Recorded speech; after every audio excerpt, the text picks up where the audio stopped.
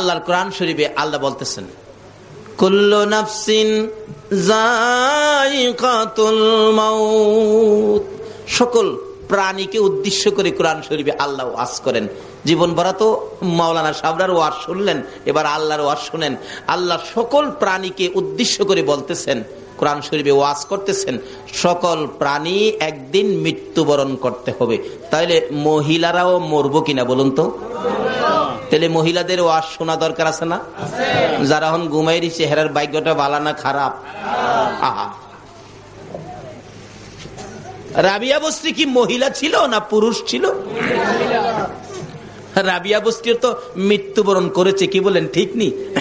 কিন্তু রাবিয়ার মৃত্যু আর এই এলাকার মহিলাদের মৃত্যু এক হবে? রাবিয়া মৃত্যুবরণ করে কবরে শুইছে। যারা দাফন করতে গিয়েছিল, দাফন করে কিছু আল্লাহর ওলি কাশফ, যাদের অন্তরের চোখে দেখে, এ চোখে না অন্তরের চোখে, তারা রাবিয়ার কবরের চারপাশে দাঁড়ায় রয়েছে। মুলকিন নকির আয়সা কি কয় শুনবার লেগা। রাবিয়া তো একটা মহিলা মিয়া, দাঁড়ায় রয়েছে। জিগায় মুলকিন নকির আয়সা, জিগায় তোমার রব কে? রাবিয়াকে জিগাই তোমার রব কে? রাবিয়া কবরে কথা কয়, হে হে মুলকিন নকির, তোমরা যে এইভাবে জিজ্ঞেস করবা এটা আমি জানি, আমার নবী কইছে। এটা কেমন মহিলাও? অহানের মহিলারা তো কোন হলে কোন বই চলে, কোন বারে টিভি কোন বই দিব এই খবর কইতারে কি। আর রাবিয়া কেমন মহিলা? কবরের মধ্যে মুলকিন নকিরের সাথে জবাব দেন, এ মুলকিন নকির, এই কথাগুলি যে তুমি জিজ্ঞেস করবা এটা আমার নবী কইছে আমি জানি। শোনো, তুমি জিজ্ঞাইছো আমার রবকে, আমি রাবিয়া যদি বলি আমার রব আল্লাহ, আল্লাহ যদি কয় রাবিয়ার আমি চিনি না, তাইলে আমার কথার কোনো দাম হবে? কি সুন্দর পয়েন্ট দেখছেন। এখন তো দেখবেন বড় বড় ব্যবসায়ী পয়সাওয়ালা মন্ত্রী মিনিস্টার হইলে যার আত্মীয় না হ্যাঁ কিন্তু কয় আমার আত্মীয়, আর গরিব যদি আত্মীয় হয় কয় না এর আমি চিনিই না। এই খাসিলত আসেনি আমাকে। এক বেচারা বিপদ পইরা বলতেছে, মন্ত্রী সাহেব তো আমার মামা লাগে। থানার ওসি সাহেব টেলিফোন করলেন, হ্যালো স্যার, এমকটা ছেলে, এমক নাম, এরকম উঁচা নাম্বার, চেহারার গঠন এই, আপনার ভাগিনা অপরাধে ধরাত পড়ছে, আমরা থানায় আনছি স্যার, আমরা কি ছেড়ে দিব? মন্ত্রী বলেন, আমার তো বইনই নাই, বাইগনা হইলো কোত্থেকে? কোন কি কাহা, আমার কোনো ভাগনা বাগনি নাই। এই তো বাইগনা হিসাবে পরিচয় দিয়া দিছে মন্ত্রীর। এরকম লোক আছে না বাংলাদেশে? অহন আমি যদি পরিচয় দেই আমার রব আল্লাহ, আল্লাহ যদি কয় আমি চিনি না, তাহলে এই পরিচয়ের কোনো দাম আছে? রাবিয়া কয় কবরে, মুলকিন নকির, তোমরা যা জিজ্ঞাইছো কথা রাইট, এটা তো জিজ্ঞেস করবা শুনেছি। এখন তোমরা তো জিজ্ঞেস করেছো আমার রব কে, আমি রাবিয়া যদি বলি আমার রব আল্লাহ, আল্লাহ যদি বলে আমি রাবিয়াকে চিনি না, তাহলে তো আমার এই কথার কোনো দাম নাই। তাইলে কি করবো? আমারে না জিগায়া আমার আল্লাহরে জিগাও আমি কে। আল্লাহ যদি স্বীকার করে আমার কোনো ব্যাপারে, তাইলে এটা রাইট হবে, আল্লাহর কথা রাইট। সুবহানাল্লাহ, আসতে বললেন। এই জাতীয় মহিলা পাওয়া যাবে নি 2-4 জন চট্টগ্রামে। তাইলে আজকের ওয়াজ শুনে মহিলারাও এই জায়গায় যাওয়া দরকার আছে। বিদায় অনুরোধ করব মা বোনদেরকে, বাচ্চাদেরকে পিঠে থাপ্পড় দিয়ে ঘুম পাড়ায়া 2টা কোরআন হাদিসের কথা শোনো, কারণ তুমিও তো মৃত্যুবরণ করতে হবে। নাকি মহিলারা মরে না? না মরলে দরকার নাই। কিন্তু আল্লাহ তো বলছে কুল্লু নাফসিন যায়িকাতুল মাউত, সকল প্রাণী মরবে, মহিলাদেরকে ছাড়বে না। কি বলেন, ছাড়বে?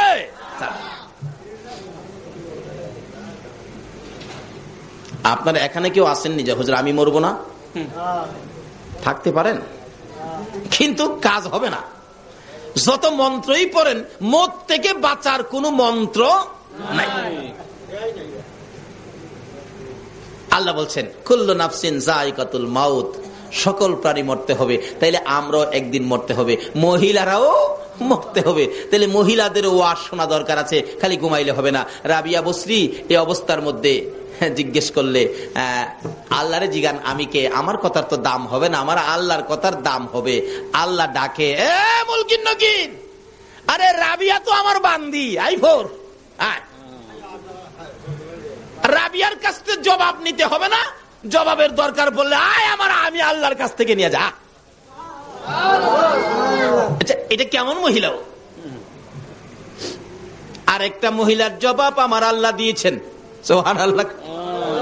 বলবো বলবো নাকি কষ্ট হইতাছে আপনাদের? আগে মহিলাদেরকে কিছু দিয়া দেই নাকি? আরেকটা মহিলার জবাব আমার আল্লাহ দিয়েছে, সেই মহিলাটা হলো নবীর প্রাণ প্রিয় বিবি মা খাদিজাতুল কুবরা রাদিয়াল্লাহু তাআলা। মা খাদিজা মৃত্যুর ভয়ে একদিন মৃত্যুর স্মরণ করে খুব কাঁদতেছেন। মা বোনেরা, খাদিজার মতো বিবি, যার ওসিলায় কুল কায়নাত, সে নবীর বিবি খাদিজা কত কান্না কান্দে মৃত্যুর ভয়ে। আল্লাহ যে ওয়াজ করলেন সকলে মরতে হবে, খাদিজা বলেন তাহলে তো আমিও মরবো, মরার পরে কি হবে, কি উপায় হবে? খাদিজা দুইটা চোখের পানি ছেড়ে ছেড়ে কান্দে। মা ফাতেমাতুজ জাহরা ছোট, মার গলায় ধরে কান্দে মা। ফাতেমা কান্দে, মা মা মা মা গো মা কেন কান্দো? কিন্তু ফাতেমার কথাই খাদিজা একটু জবাব দেয় না, খালি কান্দে। মা কেন কান্দো? কোন দুঃখে কান্দো? ব্যাপার কি জানতে চায়, আমার একটু জানাও না। ফাতেমা ছোট্ট, 8-9 বছর বয়স, থামে না, দৌড়ে গেলেন। আবু আবু, নবীজিকে ডাকতেছে। আল্লাহর বন্ধু হো, আমার মা খাদিজা কান্দে কেন জানি, কিন্তু কান্দা তো থামায় না। আমার নবী দৌড়ায় গেলেন, খাদিজা খাদিজা রে, ও খাদিজা কেন কান্দো?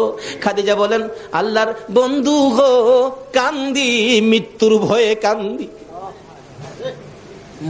খাদিজার মতো নবীর বিবি হইয়া, যাই নবীর ওসিলায় কুল কায়নাত রাহমাতাল লিল আলামিনের বিবি হইয়া যদি মৃত্যুর ভয়ে কান্দে, বলুন চট্টগ্রামের মহিলারা কান্দতে হবে কিনা? এমন কান্দা কান্দতেছে, ও আল্লাহর বন্ধু মৃত্যুর ভয়ে কান্দি, আমি যে একদিন মরে যাব, মরার পরে জানি আমার কি হয়। আমার নবী বলেন, খাদিজা যেহেতু আমি তোমার পক্ষে আছি, আমি তোমার জন্য কথা বলবো, এত কান্দা তোমার কান্দতে হবে না, আমি রাসূল তো তোমার পক্ষে আছি। বলুন তো, রাসূল কারো পক্ষে থাকলে তার কোনো ভয় আছে?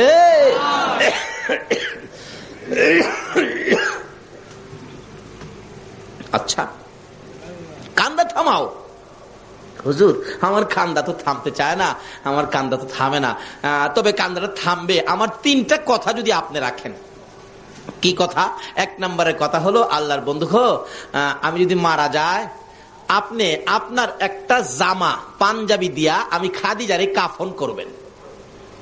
কেন? ও নবী, আপনাকে সৃষ্টি না করলে জগতের কিছু সৃষ্টি হতো না।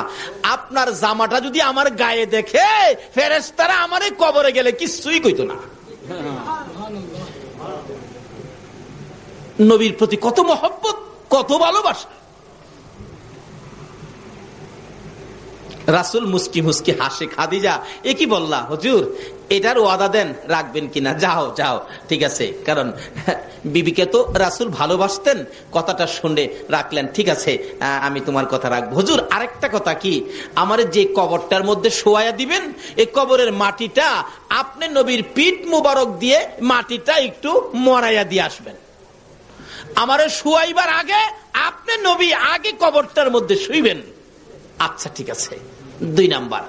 3 নাম্বার হলো, আল্লাহর বন্ধু হো, আমাকে কবর দিয়া সবাই তো আয়সা পড়বেন, মুলকিন নকির জানি আমাকে কবরে কি প্রশ্ন করে, কি কথা জিগায়, আমি তো এই প্রশ্নের জবাব দেওয়ার সাহস আমি খাদিজা রাখি না, ভয় করতেছে, আমার কাঁদতেছি। ও স্বামী, ও আল্লাহর বন্ধু, ও রাহমাতাল লিল আলামিন, আমার 3য় নাম্বার দাবি হলো, আমার কবরের পাশে আপনি বসে থাকবেন, সব বিদায়ী হয়ে যাবে, মুলকিন নকিরের সোয়ালের জবাবটুকুন আপনি নবী দিবেন। রাসূল বলেন, যাও, তোমার 3টা কথার ওয়াদা দিলাম, আমি তোমার 3টা কথা রাখবো। খাদিজা দুনিয়ার থেকে বিদায় হলে গোসল দিয়ে নবীজির পাঞ্জাবি দিয়া কাফন করেছে। কি ভাগ্য! আল্লাহু আকবার। নবীর পাঞ্জাবি যদি কাফনে থাকে আর কোনো ভয় আছে? আল্লাহু আকবার। এক আল্লাহর ওলির জীবনীতে পাওয়া যায়, আল্লাহর ওলিরা কবরে কি হয় দেখে কিনা কন্ত? এক কবরস্থানের পাশে দিয়ে এক আল্লাহর ওলি হাইডা দিতেছে, এমন সময় দেখে এই কবরের মধ্যে আযাব চলছে, ভীষণ আযাব। একটা লোকের কবর দিয়া মানুষ খালি সরে গেছে। মুলকিন নকির এত জুড়ে প্রেসার দিয়ে তাকে প্রশ্ন করতেছে, প্রশ্নে তার শরীর ফাইটা দিতেছে, এত করা আওয়াজ। বলতেছে তোমার রবকে?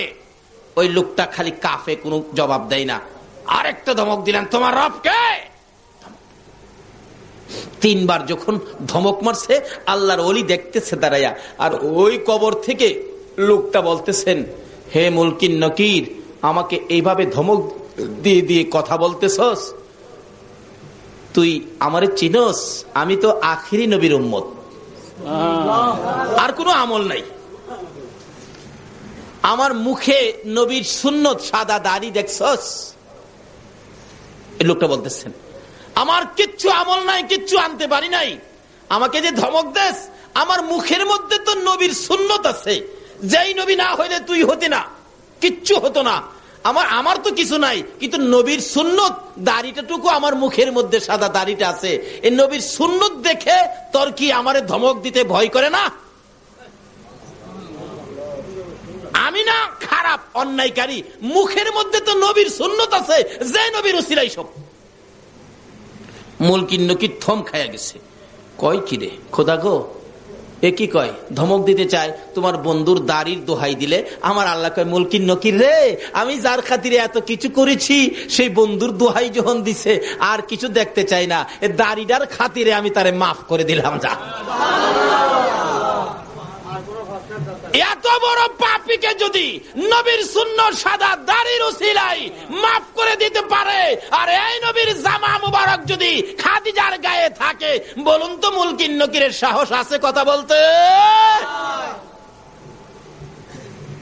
একটা কিছু নিয়ে যান যেটা নবীর পছন্দের, কবরে যাওয়ার আগে একটা কিছু নিয়ে যান যেটা নবীর পছন্দের। আচ্ছা, তিন কথা রাখলাম। জামা দিয়ে কাফন পরাইলেন, যে কবরে শোয়াবেন, রাসূল আগে নাইমা কবরকে বললেন, কবর, আমার বিবি খাদিজা যাইতেছে, খুব ভয় পায় রে, খাদিজা খুব ভয় পায়। রাসূল বলে দিলে বলুন তো শুনবে কিনা? দেখছেন, ঢাকা যাইব চট্টগ্রাম থেকে, চাচা ঢাকা যাইব, তো বাবা বলতেছেন, আব্দুল মান্নান, আমার ছেলেটা ঢাকা যাইব, তো সাথে নিয়ে যা, কারণ হ্যাঁ একা যাইতে ভয় পা, একা যাইতে ভয় পা, তুই সাথে নিয়ে যা। বলুন তো চাচার কাছে যদি বাবাই বইলা দিয়ে আসে, বারবার খালি খেয়াল রাখতো না বাতিজা খই ঠিক মতো আছে কিনা? তা আমার নবী বইলা দিছে মাটির কাছে, এ কবর, আমার খাদিজা রে, আমার খাদিজা কবরের ভয় পায় রে, ও কবরের মাটি, আমার খাদিজা কবরের ভয় পায়, আমি রাসূল বলে দিয়ে গেলাম, একটু খেয়াল রাখিস। শোয়াইলেন, মাটি দিলেন উপরে, মাটি দিয়ে কমপ্লিট করে রাসূল বলতেছেন, সবাই চলে যাও। কবরে মাটি দিয়া আমরা কি কবরের পাশে থাকি? একজন আরেকজনকে কি বলি আমরা? কবর ছাড়েন, কবর ছাড়েন, তাড়াতাড়ি ছাড়েন, মুলকিন নকির আসবে। আসলে আপনি ভাববেন না কবর ছাড়লে আসে, কবর যদি নাও ছাড়েন তবু মুলকিন নকির আসবে। রাসূল বলেন, সাহাবীরা রে, কবর ছাড়ো, তোমরা কবর ছাড়ো। সাহাবীরা কবর থেকে দূরে যায়, আমার নবী চোখের পানি ছেড়ে ছেড়ে কবরের দিকে আগায়। সাহাবীরা বলেন, ইয়া রাসূলুল্লাহ, আমাদেরকে দূরে সরাইয়া আপনি কেন কবরের পাশে আগাইতেছেন? আমার নবী বলেন, সাহাবীরা রে, তোরা যা রে, আমার খাদিজার সাথে আমার কথা ছিল, মুলকিন নকিরের সওয়ালের জবাব আমি রাসূল দিব। মুলকিন নকিরের সওয়ালের জবাব দিতে আমার খাদিজা ভয় পায়। আমি কথা দিয়েছি খাদিজার সাথে রে, মুলকিন নকিরের সওয়ালের জবাব আমি রাসূল দিব, তোমরা সরে যাও। সবাই সরে গেলেন, রাসূলের কথাই সবাই সরে গেলেন। আমার নবী খাদিজার মাথার পাশে কবরের পাশে বসে আছেন। 2 মিনিট পার হয়ে যায়, 4 মিনিট পার হয়ে যায়, 5 মিনিট পার হয়ে যায়, আধা ঘন্টা পার হয়ে যায়, মুলকিন নকির আসে না। ভাই সাহেব, মুলকিন নকির কবরে কয়দিন পরে আসে? মাটি দেওয়ার সাথে সাথে সময় হলো, কবরের কাজ শেষ করে একটা মানুষ কবর থেকে 40 কদম দূরে যাইতে যে সময় লাগবে, এ সময়ের পরে কবরের কাছে মানুষ থাকলেও মুনকির নকির আসবে। একবারে যদি সেনাবাহিনীর প্রধানকে পারমাণবিক বোমা দিয়া বসাইয়া রাখেন, তারপরেও মুনকির নকির কবরে আসবে। কষ্ট হইতেছে ভাই সাহেব? আসছেন রাসূল বৈশা রয়েছে, কি ব্যাপার আধা ঘন্টা হয়ে যায় এখনো মুনকির নকির আসে না, আর কতক্ষণ বসে থাকবো? সাহাবীরা তো দূরে দাঁড়ায়া কষ্ট পাইতেছেন, হাইরে রাসূল বৈশা রয়েছে, কষ্ট লাগতেছে, রাসূল আসতেছে না, রাসূল হুজরায় যাবে আসতেছে না, ব্যাপারটা কি, ঘরে যাবে আসতেছে না। এমন সময় আমার আল্লাহ কয়, জিবরাইল আমার বন্ধুরে যায় একটা খবর দেস না, আমার বন্ধুরে যায় কও না তাড়াতাড়ি বাড়িতে যাইতো। জিবরাইল আইসা বলেন, ইয়া রাসূলুল্লাহ আল্লাহ সালাম জানাইছে আপনাকে, আমি জিবরাইলও সালাম দিলাম। হুজুর এখানে বৈশা রইলেন। জিবরাইল রে, আমি তো খাদিজার সাথে কথা ছিল মুনকির নকিরের সওয়ালের জবাবটুকুন আমি রাসূল দেব, এখনো মুনকির নকির আসতেছে না। হে জিবরাইল, তুমি তো ফেরেশতাদের সর্দার, বলো না মুনকির নকির কোথায়, কোন সময় আসবে? জিবরাইল বলেন, ইয়া রাসূলুল্লাহ বাসায় চলে যান। হুজুর মুনকির নকিরের সওয়ালের বয়ে আপনাকে খাদিজা ওয়াদা করাইছেন, আপনি মুনকির নকিরের সওয়ালের জবাবটুকু দিবেন। আল্লাহর বন্ধু গো, যেদিন খাদিজা এই কবরের ভয়ে মুনকির নকিরের সওয়ালের জবাবের ভয়ে, ওই খাদিজা যেদিন চোখের পানি ছেড়ে ছেড়ে কাইদা আপনাকে যেদিন জামিনদার বানাইলেন, আপনাকে যেদিন ওই প্রশ্নের জবাব দেওয়ার জন্য ওয়াদা করাইলেন, ওই দিন আপনার কষ্ট হবে বলে আমার আল্লাহ এই মুনকির নকিরের সওয়ালের জবাব আমার আল্লাহ নিজেই আদায় করে দিয়েছে। দুইজন মহিলার সাথে, তারা তো মহিলা, কিন্তু কি কাজ করার পর এই পরিমাণ মর্যাদা কবরে গিয়া পাইলেন। কিন্তু সকল মহিলাদেরকে কবরে যেতে হবে কিনা বলুন তো? তাইলে আমরাও যাব, মহিলারাও যাবে। যাওয়ার আগে কি করতে হবে? আল্লাহ রাব্বুল আলামিন বলতেছেন সকল প্রাণীর উদ্দেশ্যে, সকল প্রাণী একদিন মৃত্যুবরণ করবে। আল্লাহ নিজে বলতেছেন, তাহলে এবার সকল প্রাণীর ওয়াজ শেষ, এখন আমাদের দিকে আসছে আল্লাহ। আল্লাহ বলেন, এই মানুষ তোমরা কিন্তু মরবা। তোমরা কেন মরবা জানো?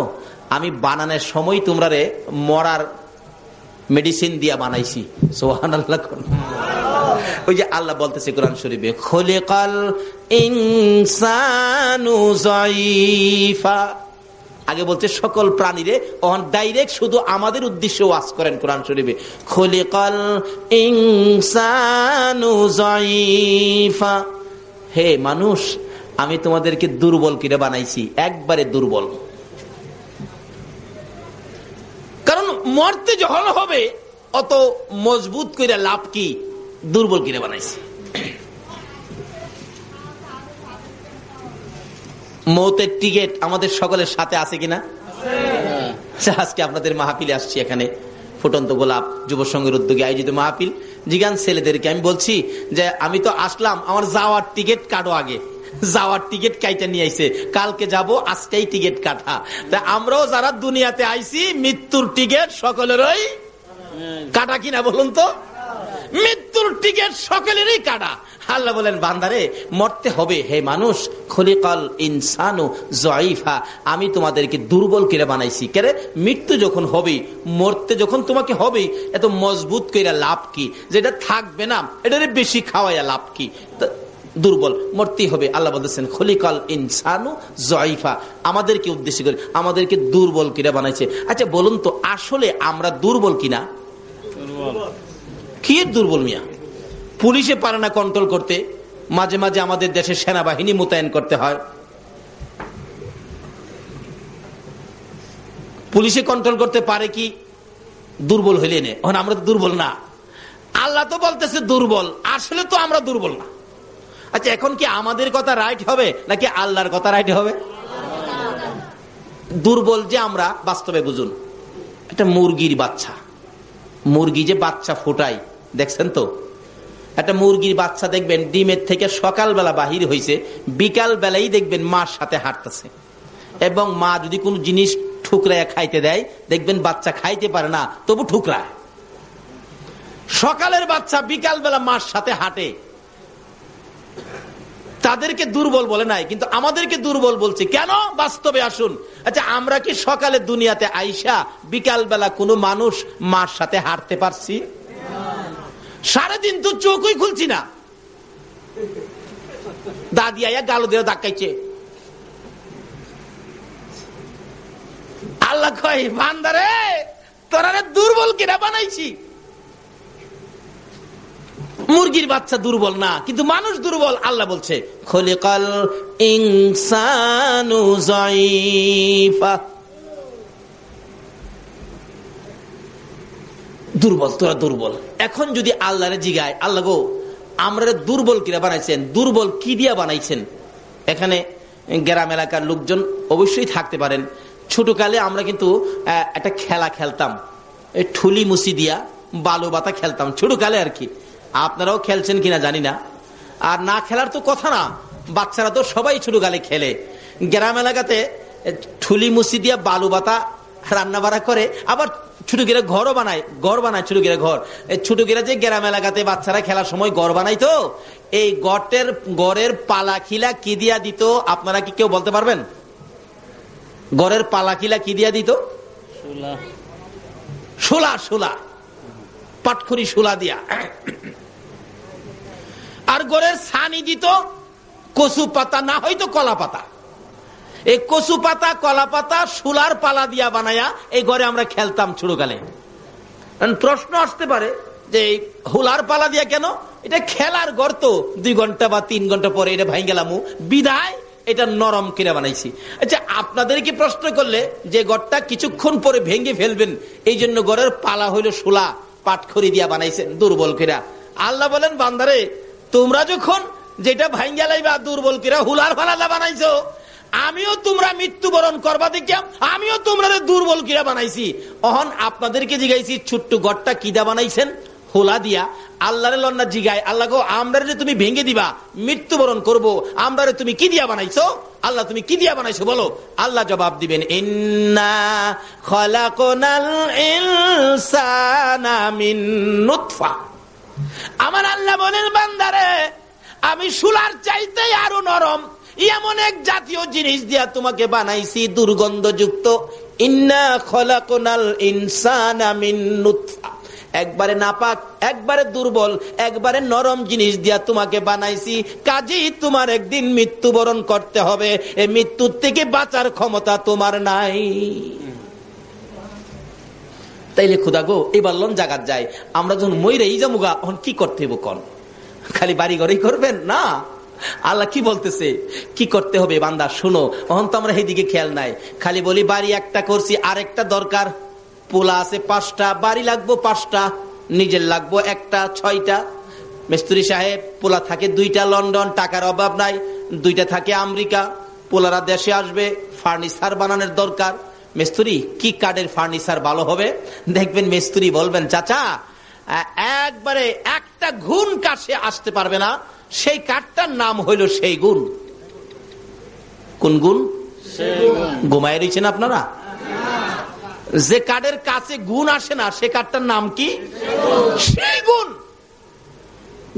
মহাজন বললেন, মিস্ত্রি যত টাকাই রাখুক যাতে গুণে না ধরে এমন কাঠ, সেই গুণের ফার্নিচার। ঘর ভরলেন, এর চেয়ে সাজ সরঞ্জাম আর বাকি নাই, সব ঘর সাজাইলেন। আবার 5 বছর পরে মিস্ত্রির সাথে দেখা, মিস্ত্রি সাহেব আপনার পরামর্শে যে কাঠে ফার্নিচার বানাইছিলাম, একটা ফার্নিচারেও একটা ঘুণ এই পর্যন্ত ধরতে পারে নাই। তোমার কথা রাইট।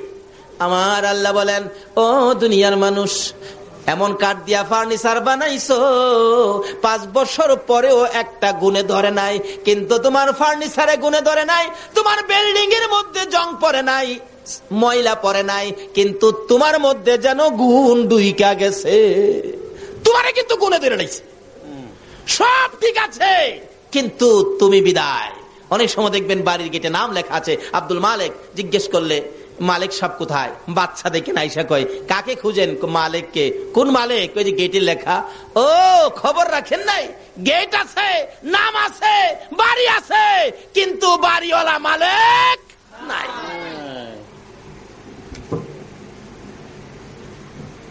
সব থাকবে, আমরা থাকবো না। সে ওয়াজ কোরআন শরীফে আল্লাহ করতেছেন। কেন বান্দারে এত কিছু করলি, কিন্তু এই জায়গায় যাও, কোন জায়গা? তোমার যে মরতেই হবে, মরার মন্ত্র দিয়া তোমাদেরকে বানাইছি। তাহলে এখন আমরা কি করতে হবে? আল্লাহ গো, আমরা এখন কি করব? আল্লাহ আমাদের জবাব দিচ্ছেন, ওমা খালাকাতুল জিন্না ওয়াল ইনসা ইল্লা লিয়াবুদুন। এই মানুষ আর জিন, শোনো, আমি তোমাদেরকে বানাইছি একটা কারণে, সে কারণটা হলো ইল্লা লিয়াবুদুন, তোমরা আমি আল্লাহর ইবাদত করবে। তাইলে আমরা মৃত্যুর আগে কি করার জন্য আল্লাহ বলছে বলুন তো? কি করতে হবে? সকলে বলতে হবে, কি করতে হবে? কার ইবাদত করতে হবে? না বুশের, মন্ত্রীর, চেয়ারম্যান সাহেবের? কার ইবাদত করতে হবে? আমরা বানাইছে কে? কোন আল্লাহ? যার জমিনে থাকি, যার আকাশ থেকে বৃষ্টি পায়া আমাদের হৃদয় ঠান্ডা হয়, ফসলে বরকত হয়, যার নদী নালা সাগর থেকে আমরা মাছ ধরে ধরে খাই, লবণ উড়াইয়া খাই।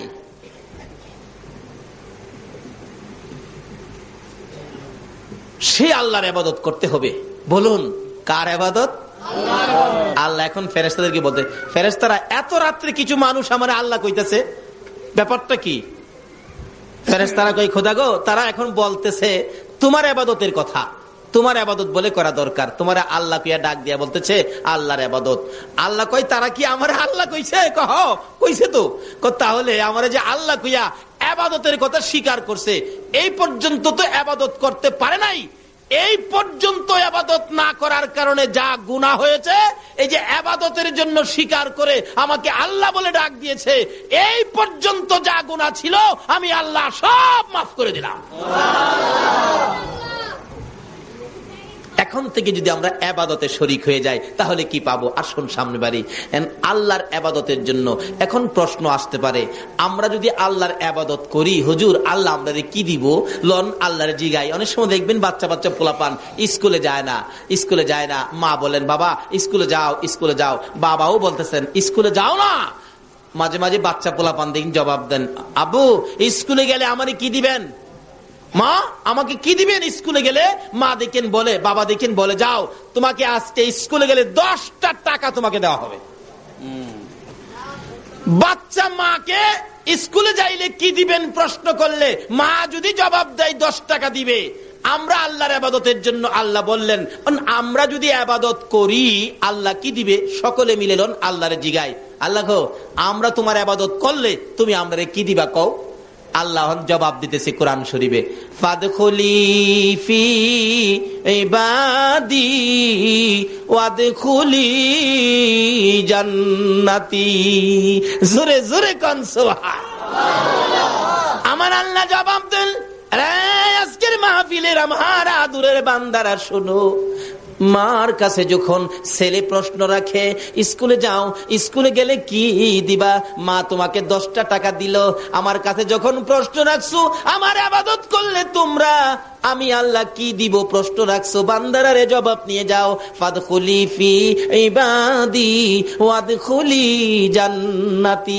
বান্দারারে তোমরা যদি আমি আল্লাহর ইবাদতের মধ্যে ঢুকো, কথা দিলাম আমি তোমাদেরকে 10টা পৃথিবীর সমান একটা জান্নাতের মধ্যে ঢুকাইব। এই ওয়াদাটা কার? এখন কিভাবে ইবাদত করবেন? ইবাদতে যেই বেজাল, খাস করে বাংলাদেশে কি বলেন, এক হুজুর কয় এমনে, আরেক হুজুর কয় হেমনে, এক পিসাব কয় এমনে, আরেক পিসাব কয় হেমনে, অনেক সময় ফিরে ফিরে লাগিয়া বইতে হয়। এখন যদি প্রশ্ন করি প্রভু গো আমরা কিভাবে ইবাদত করে জান্নাতে যাব, আমার আল্লাহ তাও ফায়সালা করে দিচ্ছেন, ওমাই ইউতির রাসূল ফাকাদ আতাল্লাহ। তোমরা আমার রাসূলের কথা মতো ইবাদত করো, আরে নবীর কথা মানবে যারা হবে জান্নাতি। কন্যা নবীর কথা মানবে যারা হবে জান্নাতি। না মানিয়া আবু জাহেল হইল দুঝুকি, না মানিয়া আবু জাহেল হইল দুঝুকি। নবীর কথা মানবে যারা হবে জান্নাতি, নবীর কথা মানবে যারা হবে জান্নাতি। না মানিয়া আবু জাহেল হইল দুঝুকি, না মানিয়া আবু জাহেল। আল্লাহ বলতেছেন জান্নাতে যাইতে গেলে আমার এই নবীর কথা মাইনা কাজ করতে হবে। নবী যেভাবে বলে এটাই হবে জান্নাতি ইবাদত। জোরে কোন সুবহানাল্লাহ। তাই নবীর কথাগুলি মানলে আমাদের লাভ হবে না লস হবে? এই নবীর কথা মানা দরকার আছে কিনা বলুন তো? মানলে আবু বকর, না মানলে আবু জাহেল। আপনারা কি আবু বকর হবেন না আবু জাহেল হবেন? আবু বকর নবীর কথা মানতো কিনা? আল্লাহু আকবার, কিভাবে মানতো দেখেন। আমার নবী একদিন বলতেছেন, আবু বকর জি, মনে হয় মক্কায় থাকতে পারবো না রে, হিজরত করতে হবে মদিনায়, সঙ্গী হবে তুমি আবু বকর। মনে হয়, আসলে নবীর মনে হয়টাই কনফার্ম। এই দিন থেকে আবু বকর রাত্রে এশারের নামাজ পড়ে কিছু সামানা লইয়া, কাদের মধ্যে সামানার বোঝাটা লইয়া দরজার কিনারে দাঁড়ায় রইছে। সারা রাত পার হইয়া ফজর আজান পড়ে গেছে, নামাজে চলে গেছে। এইভাবে একটানা 6 মাস পর্যন্ত নবীর কথা মাইন্না। বলুন কার কথা মাইন্না? নবীর কথা। 6 মাস পর্যন্ত দরজা। 6 মাস শেষ যেদিন, রাত্রের বেলা নবী আইসা ডাকতেছে। কেন? আবু জাহেল 40টা বংশ থেকে 40 জন শক্তিশালী যুবক নিয়ে আমার নবীর হুজরা মক্কা নগরীতে আমার নবীর ঘরকে ঘেরাও করেছে। আবু জাহেলের নেতৃত্বে 40 জন যুবক 40টা বংশের তরবারি হাতে নিয়ে এমন ভাবে ঘেরাও করেছে। আবু জাহেলের নির্দেশ, আমার ভাতিজা যেন এই ঘর থেকে বাহির হইয়া যাইতে না পারে, এই ঘরের মধ্যে ভাতিজাকে শেষ করে দাও। কিতাবে লেখে যুবকগুলি এইভাবে দাঁড়াইছে ঘরের চারপাশে, একজনের পিঠের সাথে আরেকজন পিঠ লাগাইছে যাতে ফাঁকে দিয়া যাইতো না পারে। নবী ঘুমিয়ে আছে, জিবরাইল এসে ডাক, ইয়া রাসূলুল্লাহ আর ঘুমাবেন না, অবস্থা ভালো না। কি রে জিবরাইল? হুজুর, আবু জাহেলের নেতৃত্বে আপনি রাসূলকে দুনিয়া থেকে বিদায় করে দেওয়ার জন্য চারদিক ঘেরাও করে আবু জাহেলের সঙ্গ ফাঙ্গরা তরবারি নিয়ে দাঁড়িয়ে আছে, আপনাকে যেতে দিবে না। নবী ঘুম থেকে উঠে চিন্তায় পড়ে গেলেন। আমার আল্লাহ ডাক দেয়, বন্ধু গো, আমি আল্লাহ যখন তোমার পক্ষে আছি কোনো চিন্তার কারণ নাই। একটা কথা আছে না, রাখে আল্লাহ মারে কে? আচ্ছা, জিবরাইল আমার বন্ধুর হাতে এক মুষ্টি বালি দিলেন। কোরআন শরীফের সূরা ইয়াসিন থেকে একটা আয়াত বন্ধুর কানে খবর দিলেন। হুজুর আয়াতটুকুন তেলাওয়াত করে বালুর মধ্যে ফু দিলেন। ও আল্লাহর বন্ধু, বালুটুকু ঘরের ভিতর থেকে ছিটাইয়া দেন। আমার নবী ডাকে, এরা জিবরাইল, বালু ঘরের মধ্যে ছিটাইলে বালি কি বাহিরে যাবে? হুজুর, ছিটানোর দায়িত্ব হলো আপনার, বাহিরে নিয়ে এই বালু তাদের চোখে চোখে পৌঁছাইবার দায়িত্ব হলো আমি জিবরাইলের। দয়ালো নবী প্রেমের ছবি আর আসবে না জগতে, আমার দয়ালো নবী প্রেমের ছবি আর আসবে না হাসর দিনে উম্মত বিনে, হাসর দিনে উম্মত বিনে যাবে না নবীজি বেহেশতে। দয়ালো নবী প্রেমের ছবি আর আসবে না জগতে, আমার দয়ালো নবী প্রেমের ছবি আর আসবে না। 63 সাল জিন্দেগি কাছে বলে উম্মতি, 63 সাল জিন্দেগি কাছে বলে উম্মতি, এখনো কান্দে শুয়ে মদিনাতে নবী, এখনো কান্দে শুয়ে মদিনাতে।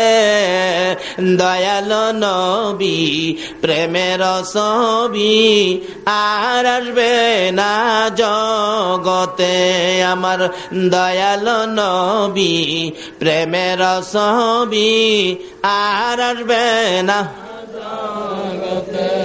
আসুন, আগে ভারী কষ্ট হইতেছে আপনাদের?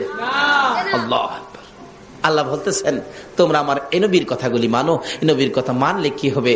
জিবরাইল বলেন, ইয়া রাসূলুল্লাহ, এই বালুর মধ্যে আপনি ফু দিয়ে দেন, বালু ডিল মেরে দেন। রাসূল ডিল মেরে দিলে, জিবরাইল আরবের বালু আমাদের দেশের বালুর মতো নয়, শুধু পাথরের কণা, কাড়াওলা পাথরের কণা, প্রত্যেকের চোখে চোখে 2টা কইরা পৌঁছাইছে। যুবকেরা নবীকে মারবে, তরবারি নিয়ে দাঁড়িয়ে আছে, এখন চোখের মধ্যে পাথরের কণা, খালি চোখের মধ্যে হাত দিয়ে ক্যাসলাই, কি হলো কি হলো কি হলো? এমন সময় একজন বলে, ওই তো রাসূল যাইতেছে গা। আসলে হেরাই হেরা, একজন আরেকজনকে মারা শুরু করছে, মনে করছে রাসূল যাইতেছে, যারে মারছে হেরই ভাই।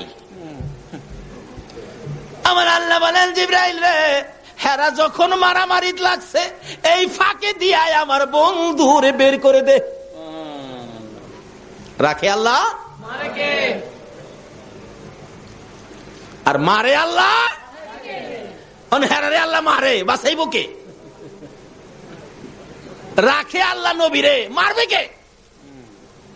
আবু জাহেল একবার নবীরে মারবার লাগিয়া, বুঝছেন, নবীরে মারতো, কই বাতিজা লোক কিছুতেই কুলাইতে পারি না, মেরে রাখবো বাতিজারে, কিভাবে মারবো? এই খানে কাবাই চাইতে রাস্তার মধ্যে একটা গর্ত করছে, সারা রাত্রে একটা গর্ত করছে, গর্ত কইরা রাত্রে শেষ ভাগে উপরে দিয়া পাতালতা দিয়া ঢাইকা রেখা, পাতালতা দিয়া ঢাইকা ঘরের মধ্যে বৈশা তাকায় রয়েছে। বাতিজা গর্তে বাইরে রাস্তায় যাইব, তো এই গর্ত তো আর দেখবে না, পাড়া দিব, গর্তের মধ্যে পড়বে, আমি মাটি দিয়া বাতিজারে বিদায় করে দিব, শেষ। খুশি, রাত্রে ঘুমায় না, খুশি। আমার নবী তো এই রাস্তা দিয়ে যাওয়ার সময় হইলে আল্লাহ কয়, জিবরাইল, আমার বন্ধু তো এই রাস্তা দিয়ে পার হবে, আবু জাহেল গর্ত করছে রে, এই গর্তের উপরে তোর নূরের পাখাগুলো বিছাইয়া দে। নূরের পাখাগুলো জিবরাইল বিছাইয়া দিয়ে রাখছে, নবীজি তো পার হয়ে গেছে। আবু জাহেল কয়, এই তো পড়ছে, তার গেছে যখন তো অবশ্যই পড়ছে, কিন্তু জিবরাইলের নূরের পাখা দিয়া যে রাসূল পার হইছে তার তো এই খবর নাই। তাই গেছে দেখবার জন্য, যাইয়া গর্তের কিনারে খারুইয়া চাইছিল দেখতো পড়ছে কিনা।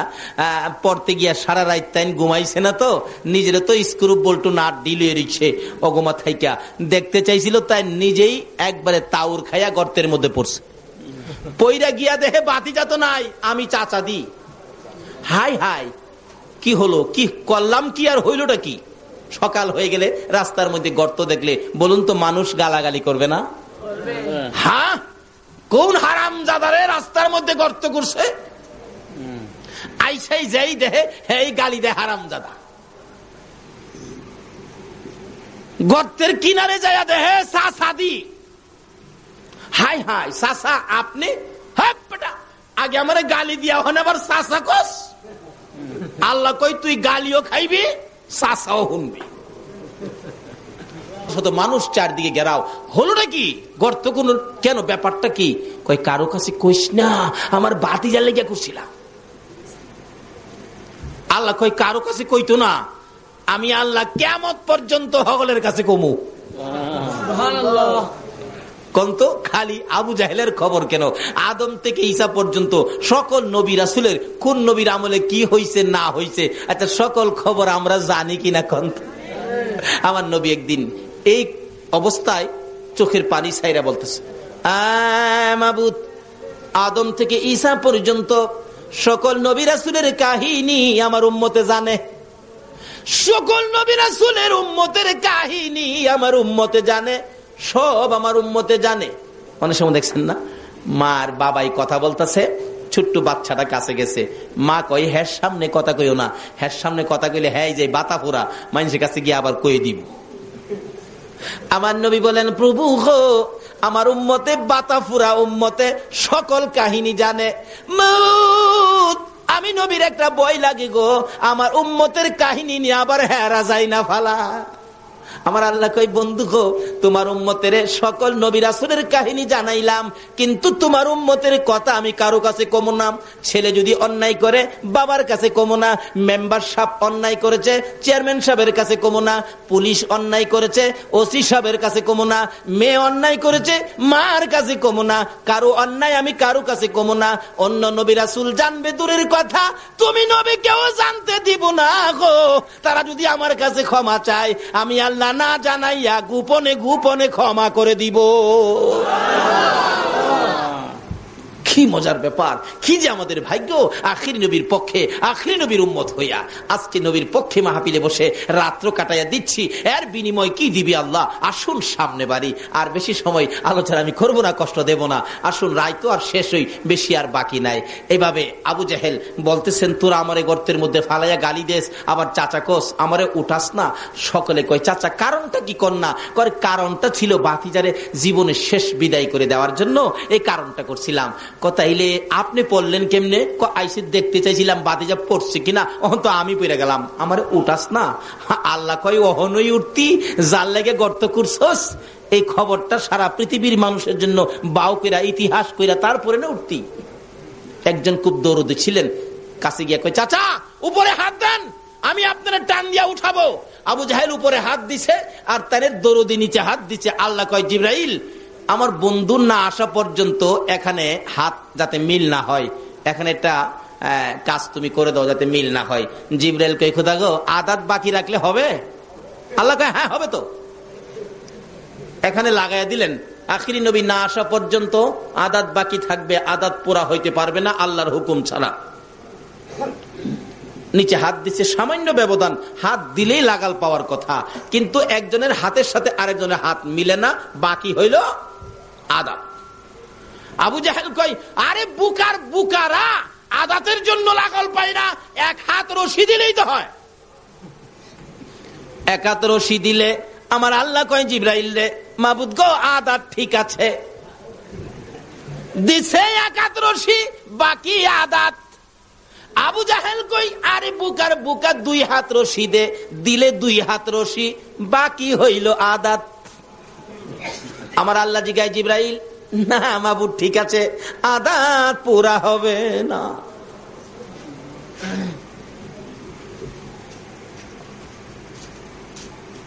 পুরা হয় না। কিতাব বলেন, দিতে দিতে 70 গজ 140 হাত রশি দেওয়ার পরেও আদাত আর পুরা হয় না। দেখেন না, মাঝে মাঝে দোকানও লেখা থাকে, আজ নগদ কাল বাকি। এক বেচারা গরিব মানুষ চাউল কিনতে গেছে, 2 কেজি চাউল নিবে, বাচ্চা কাচ্চা কানতেছে, যাইয়া দেখে লেখা আজ নগদ কাল বাকি। আজকে যখন নগদ বাকি আজকে দিবে না, কালকে দেখা যায় বাকি দিবে, কালকে সকালে এসে নিব। সকালবেলা ডাইকা দোকানতে উঠাইছে, ভাই সাহেব 2 লাখ চাউল দেন।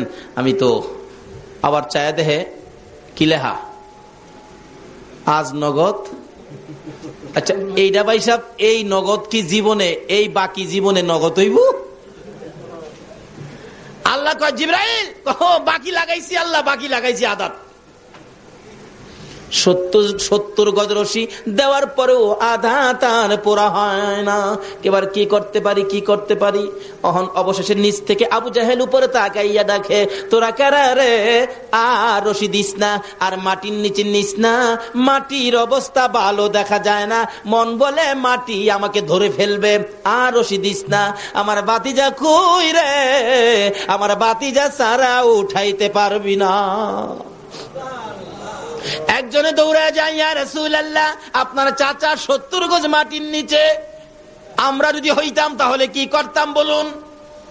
70 গজ, 2-4টা পাথর উপরে ছাইরা দে, শেষ হইয়া যাক। বহু জ্বালা জ্বালাইছে, দয়ার নবী, মায়ার নবী, এত কষ্ট যে নবীকে দিল আবু জাহেল চাচা হইয়া। আমার নবী চাচা বিপদে গর্তের মধ্যে খবর পাইয়া চট করে ঘর থেকে বেরিয়ে যাইতেছে, গর্তের কিনারে যাইয়া ডাকে, চাচা গো, এ গর্ত তুমি কার জন্য করছো? এবার জবাব দেন ভাতিজা, আগে গর্তের উপরে ওঠাও বলবো।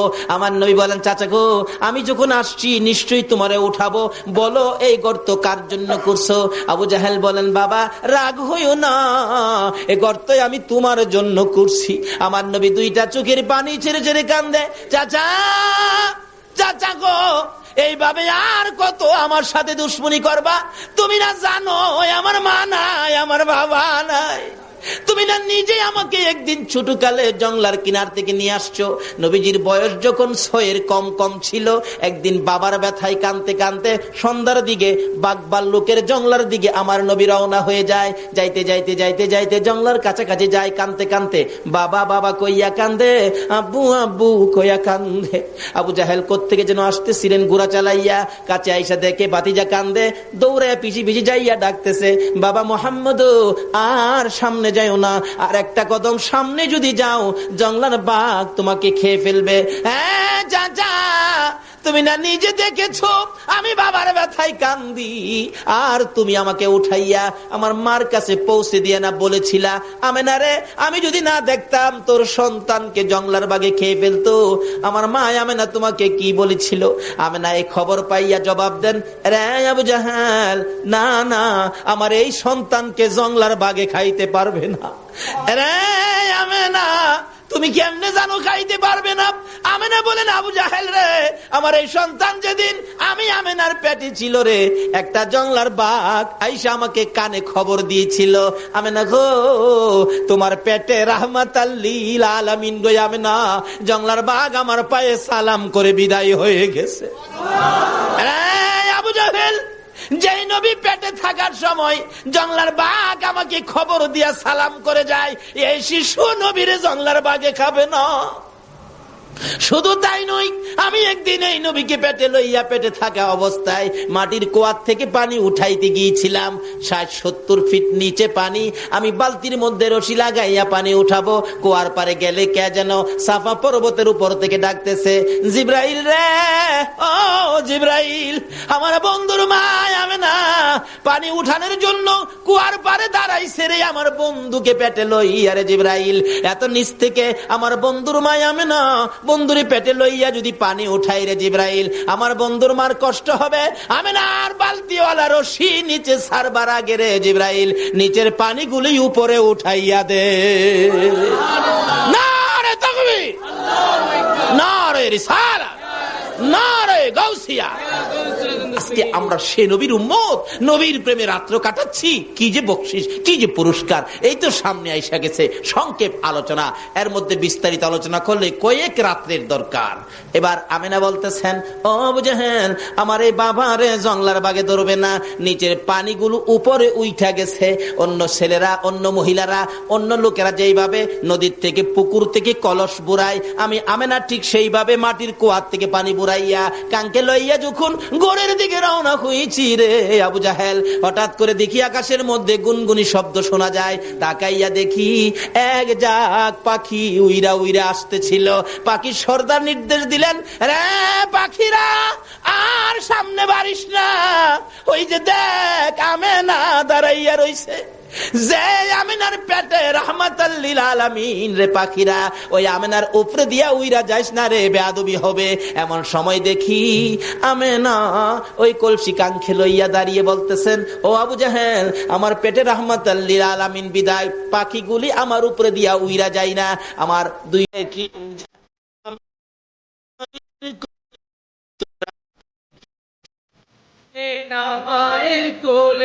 যাহার জন্য হইল সৃজন আকাশ জমিন, সেই নবীর প্রেমে পাগল হরে মুমিন। রহমতেরই দুয়ার খোদা দিলেন খুলে, তোরা দেখি যা আমিনা মায়ের কুলে, তোরা দেখি যা আমিনা মায়ের কুলে। এলো আল্লাহর হাবিব বারো রবি, এলো বারো আমিনা মায়ের কুলে, তোরা দেখি আমিনা মায়ের কুলে। আবু জাহেল রে, আমার এই সন্তান জীবনে কোনদিন জংলার বা খাইতে পারে না। আমার নবী বলেন, চাচা গো, তুমি তো জানো আমার মা নাই, আমার বাবা নাই, আমার জন্য গর্ত তুমি করেছো, তোমার কি আমার জন্য একটু মায়া লাগে না? চাচা, তোমাকে উঠাবো, যদি কালিমা শরীফ তুমি পাঠ করো। আবু জাহেল 70 গজ মাটির নিচ থেকে বলতেছেন, ভাতিজা আমি কালিমাটা পড়বো, আমারে মাটির উপরে উঠাও। আমার নবী বলেন, নিচের থেকে পড়ো। না না, উপরে ওইটা পড়বো।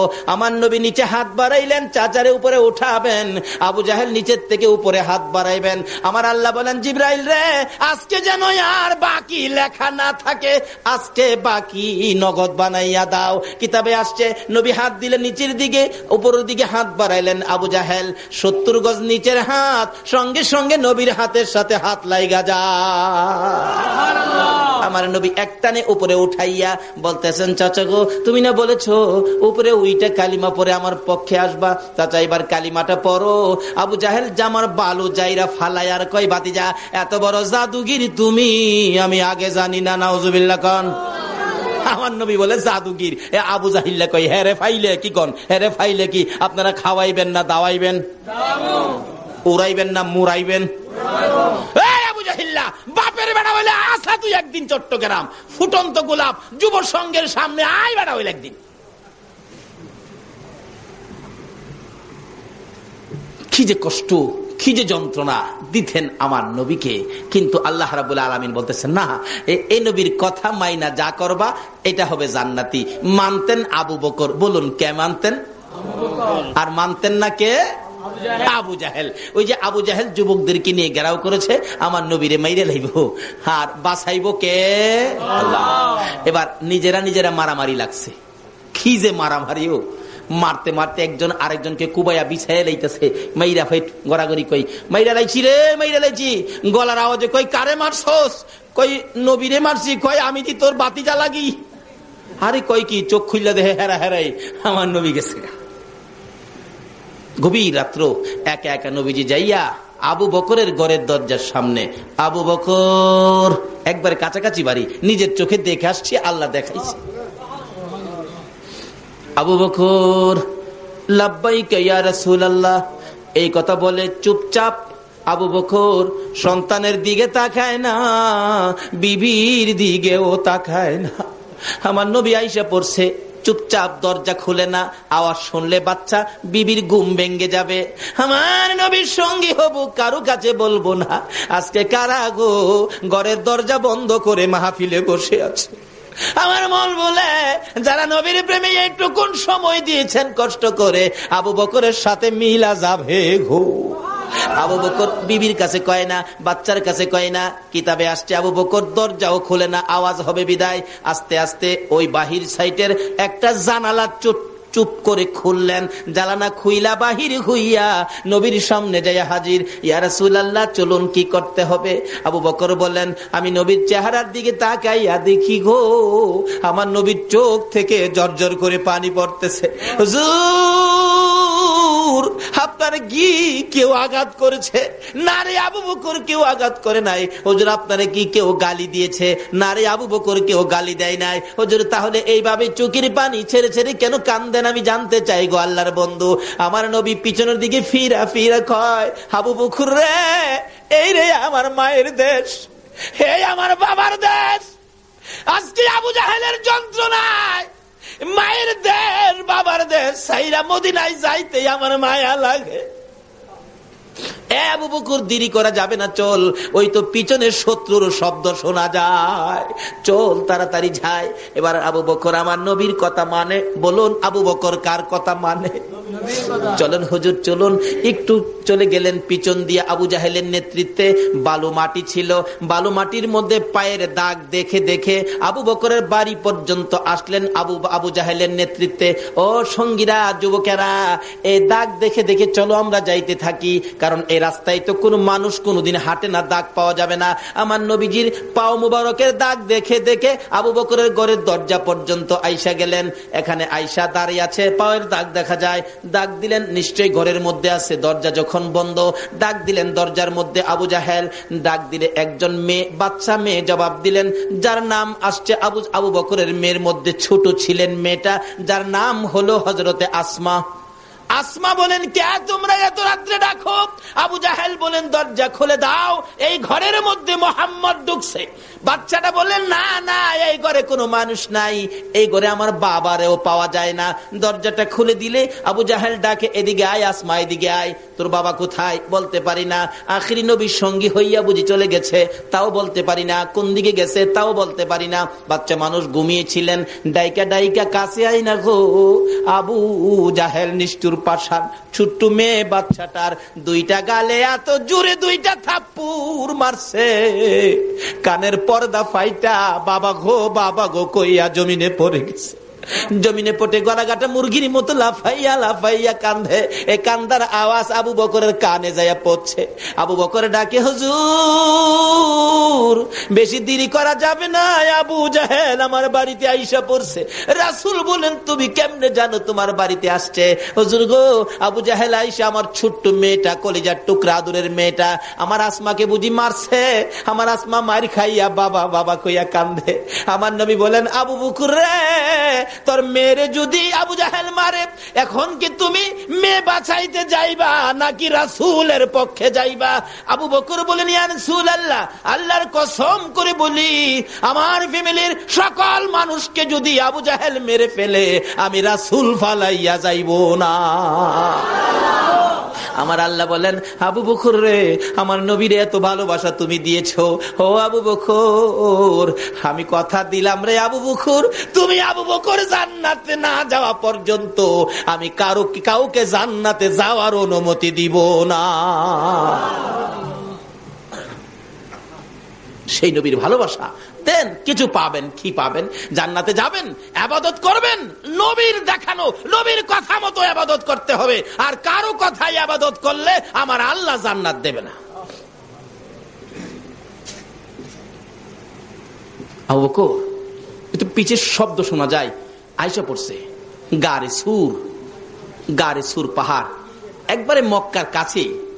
মদিনা যাইতে খালি মক্কা থেকে বাহির হয়েছে নবীজি। গারে সুর পাহাড়ে, আমরা তো আগে শুনতাম, আগে ভাবতাম যে হয়তো সমতল রাস্তা দিয়ে হাইটা যাইতে কোন গর্তের মধ্যে নবীজি আবু বকরকে নিয়ে আশ্রয় নিয়েছেন, কিন্তু না, নবীজি আশ্রয় নিয়েছেন এটা পাহাড়ের উপরে, পাথর, শুধু পাথরের পাহাড়।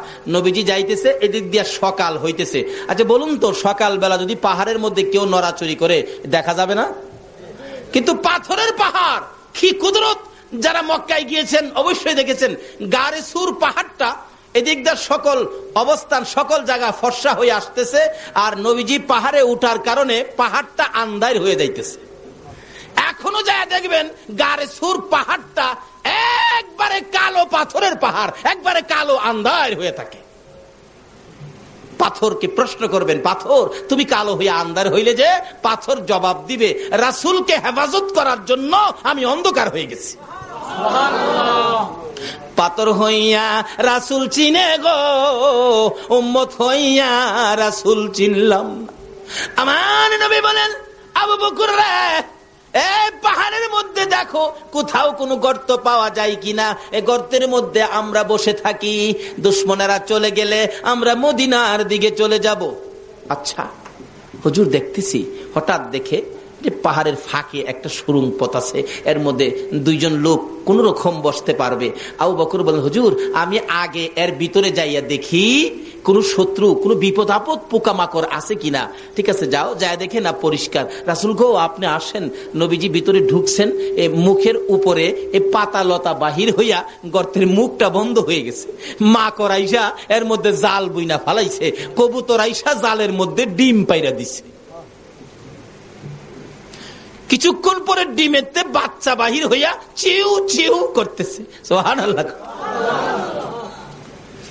সকল প্রাণী আমার নবীরে ভালোবাসা দেয় কিনা বলুন তো? আল্লাহ বলেন, কেন দিবে না? সকল সৃষ্টির কারণ হলো আমার এই নবী, যার কথা মানার জন্য তোমাদেরকে বলেছি। পায়ের দাগ দেখে দেখে কাফের আবু জাহেল বেঈমান সঙ্গীদেরকে নিয়ে আসলেন, কিন্তু পাথরের কিনারে, পাহাড়ের কিনারে আইসা আর পাওয়ের দাগ পাওয়া যায় না। এখন ব্যাপারটা কি? নিশ্চয়ই এই পাহাড়ের কোথাও আছে। তালাশ করে ঘুরতেছে, ঘুরতে ঘুরতে ঘুরতে ঘুরতে একজন একজন করে একবারে একবারে কোনো জায়গা ফাঁকা নাই, এইভাবে দেখতে দেখতে আসতেছে। কিতাবে আসছে নবীজি যেই গর্তের মধ্যে ছিল, এই গর্তের কাছাকাছি আইসা একটা লোক বলতেছেন, সামনে একটা গর্ত দেখা যায় রে, এর মধ্যে আছে। আবু বকর বলেন, ইয়া রাসূলুল্লাহ, আর বাঁচা যাবে না। রাসূল বলেন, লা তাহজান ইন্নাল্লাহা মানা।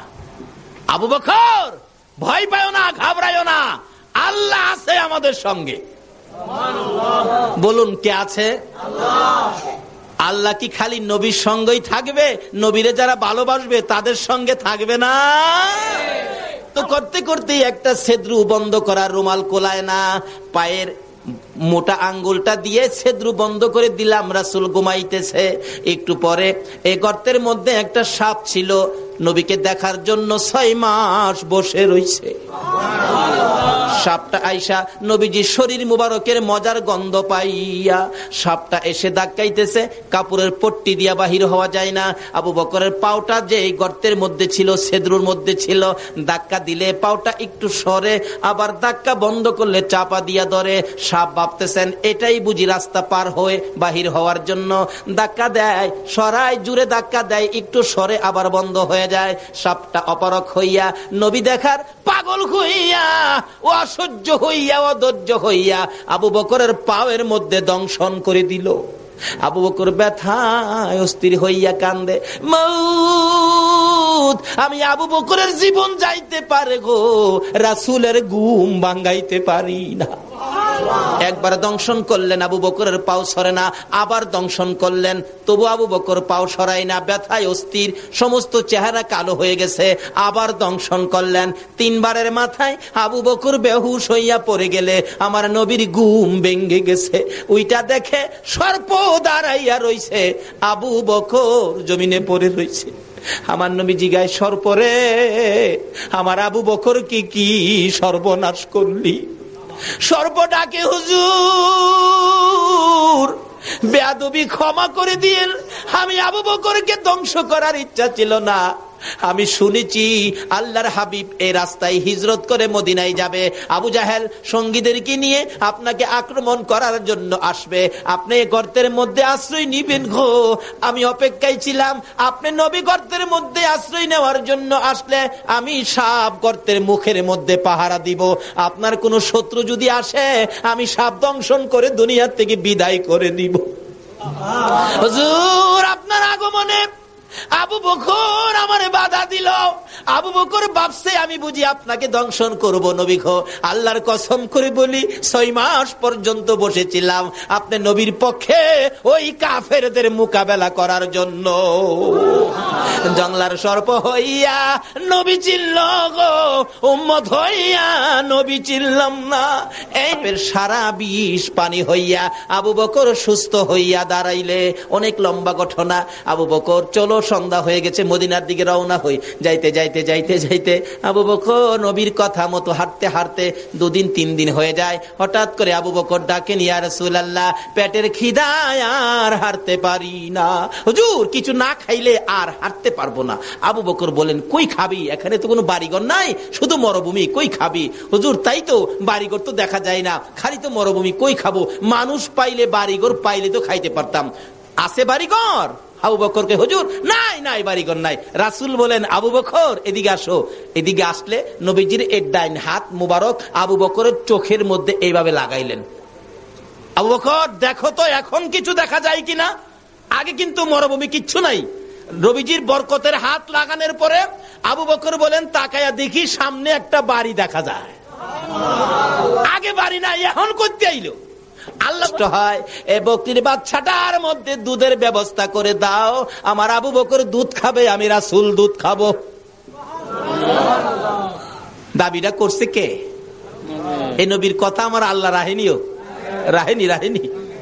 সঙ্গে সঙ্গে আবু বকর বলেন, ছোট্ট বকরির বাচ্চা মোটা তাজা হয়ে গেছে, সঙ্গে সঙ্গে দেখি বকরির মধ্যে দুধের জোয়ার আইসা গেছে, বকরির বাচ্চাটা বেমাইতেছে দুধের ভরে। আমার রাসূল বলেন, আবু বকর রে, একটা দুধের বান্ড নিয়ে আসো। ডাকতেছে মহিলাকে, মা মা একটা বান্ড দাও। মহিলা বলেন, এই কি কারবার, জীবনে তো দেখি নাই। বাচ্চা বড় হলো, দুধ দিবে। বলুন তো, বাচ্চা দুধ নিজে খায়, এখন যদি দুধ দিতে পারে, এই বাচ্চা দুধের মালিক কি ইহুদি হবে? বাচ্চা দুধের মালিক কে হবে বলুন? রাসূল হবে। ওই দুধের বান্ড বালতি সহ ওই মহিলার কাছে পৌঁছাইয়া দাও। মহিলা দাঁড়াইয়া রইছে, কি পাগলের খেলা, কি আশ্চর্য খেলা। বান্ড দিলেন, বকরি দিলেন, বকরি যাইয়া খালি মহিলার দিকে তাকাইয়া থাকে। এ কথাই বুঝি বুঝাইতে চায় মহিলাকে বকরি নিজে। ও বকরির মালিক, জীবনে এই খেলা আর দেখছনি, এই নবীরে চিনতে পারছনি।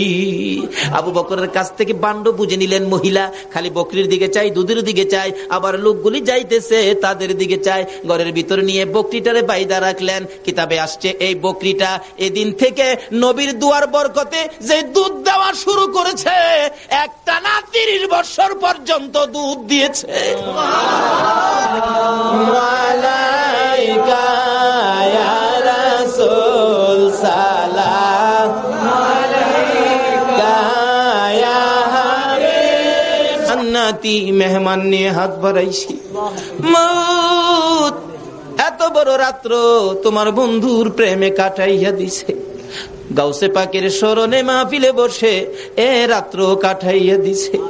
মাবুদ গো, ফুটন্ত গোলাপ যুব সংঘের উদ্যোগে আজকের মাহফিলে যারা শরীক হয়েছে, যারা টাকা পয়সা বুদ্ধি পরামর্শ দিয়ে মাহফিলকে এত সুন্দর করেছে, যারা দূর দূরান্ত থেকে এসে মাহফিলকে সাজিয়েছে, মাবুদ রে, এই হাতগুলি তোমার দরবারে বাড়াইলাম, একবারে খালি বাড়াই নাই। তুমি যার প্রেমে সব বানাইছো, ওই নবীর উপর দুরুদ সালাম মদিনা পাঠাইয়া রে মাবুদ পিছে পিছে হাত বাড়াইছি। মাউত জানি না দুইটা হাত আর কতদিন বাড়াইতে পারবো। মাবুদ গো, যুবকেরা মাহফিলের আয়োজন করেছে, তোমার আদুরের বান্দারা বসে আছে, নবীর আশেক পাগলেরা, অলি গাউস কুতুবের পাগলেরা এই রাত্র বসে তোমার কাছে হাত বাড়াইছে। এ হাত তুমি কেমনে খালি ফিরাই ভাগো আল্লাহ? তোমারে আগে কো আমার মার খবর কি? বড় ভাইয়ের চোখের পানিগুলো জর্জর করে পড়তেছে, কোনো কথাই বলতে পারতেছে না। ডাকতেছে, আয় গাড়িতে আয়। না ভাই, মার খবর কো। মার খবর কয় না, কানতে কানতে জমিনে পড়ে গেছে, দৌড়া যাইয়া বাবার পায়ে পড়ে গেছে। বাবা গো, ও বাবা, ভাই কিছু কয় না, তুমি বলো আমার মার খবর কি?